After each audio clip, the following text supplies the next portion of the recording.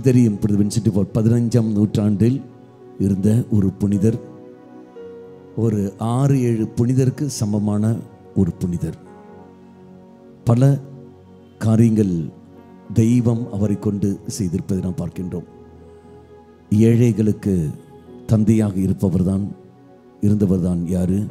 புனிதர். ஏழைகளுடைய உணர்வுகளை புரிந்து கொண்டு அதுக்கேற்றபடி செயல்பட்டவர்தான் இவர். இரண்டாவது நாம் பார்க்கின்றோம், ஒரு மறுமலர்ச்சி. அவர் வாழ்ந்த காலகட்டத்தில்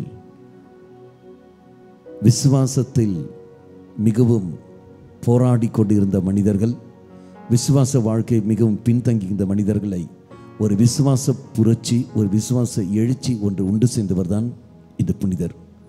எவ்வாறு என்று பார்க்குற சமயத்தில் பாப்புலர் மிஷன் தியானம் வழியாக விசுவாச புரட்சியும் விசுவாச எழுச்சியும் பங்குகளில் அது வந்துள்ளது என்பதையும் நீங்கள் அத்தனை பேரும் அதுக்கு சாட்சிகளாகவும் இருக்கின்றீர்கள். அப்பேற்பட்ட ஒரு அற்புதமான ஒரு தியானத்தை ஏற்படுத்தியவர் அவர்தான். பங்குகளில் சென்று, மக்கள் வசிக்கின்ற இடங்களில் சென்று, அவர்களுக்கு எந்த ஒரு இடையூறும் இல்லாமல், அவருடைய பணிகளுக்கு, அன்றாட பணிகளுக்கு எந்த ஒரு இடையூறும் இல்லாமல் அங்கு இறை வார்த்தையை கொடுத்து, அவருடைய வாழ்க்கை சூழலிலே அவர்கள் புரிந்து கொண்டு இறை வார்த்தை கொடுத்து தெய்வத்தை அனுபவிக்கக்கூடிய ஒரு சூழல். அப்பேற்பட்ட ஒரு தியானத்தை ஏற்படுத்தியவர். குருக்கள் தங்களுடைய விசுவாச வாழ்க்கையில் மிகவும் போராடி கொண்டிருக்கிற காலகட்டத்தில் அங்கு அவர்களுடைய ஒரு ஒழுக்கத்தை ஏற்படுத்தி கொண்டு குருக்களுக்குன்னு ஒரு ஃபார்மேஷன் செமினாரி அதை உருவாக்கி அவர்கள் என்ன செய்ய வேண்டும், எப்படி கொடுக்க வேண்டும் என்பதெல்லாம் அது ஒரு ஃபார்மேஷன், ஒரு செமினாரி உருவாக்கினவர் இதோ புனித வின்சென்ட் பால். தெய்வம் எங்களை இந்த ஒரு சபையில் அழைத்ததற்காக நாங்கள் நன்றி செலுத்த கடமைப்பட்டிருக்கின்றோம்.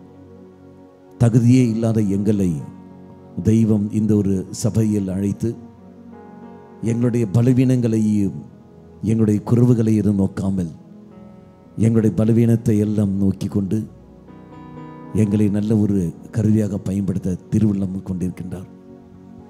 விசேஷமாக எங்களுக்காக நீங்கள் ஜெபிக்க வேண்டும். இறைவன் விரும்புகின்ற ஒரு கருவியாக காலத்துக்கு ஏற்றபடி, சூழலுக்கு ஏற்றபடி, மனிதனுடைய மனநிலைக்கு ஏற்றபடி இறை வார்த்தையை அறிவிக்கவும், மக்களுடைய சூழலுக்கு ஏற்றபடி இறை வார்த்தை பகிர்ந்து கொடுக்கவும், அந்த வார்த்தைக்கு ஏற்றபடி வாழ்க்கை நாங்கள் வாழவும் தெய்வம் எங்களுக்கு சக்தி தர வேண்டும் என்றும், நாங்கள் அனைவரும் தூய ஆவியால் நிரம்பி அந்த ஆவியின் வல்லமையால், அந்த ஆவியின் துணையோடு அனைத்து காரியம் நாங்கள் செய்ய வேண்டும் என்பதும், இறைவனுடைய திட்டங்களை மட்டுமே அறிந்து அவருடைய திட்டத்தை மட்டுமே நிறைவேற்றி இறைவனுடைய மகிமையை இந்த உலகத்தில் கொண்டு வர வேண்டும் என்பதும் வெளிப்படுத்த வேண்டும் என்றும் விசேஷமாக நீங்கள் இந்த தருணத்தில் ஜெபிக்க வேண்டும். நாங்களும் உங்களுக்காகவும் உங்கள் குடும்பத்திற்காகவும் நீங்கள் வாழ்கின்ற சூழலுக்காகவும் நீங்கள் எந்த பங்கிலிருந்து வந்தீர்களோ அந்த பங்கிற்காகவும் அந்த நிலைக்காகவும் விசேஷமாக நாங்கள் வேண்டுகின்றோம்.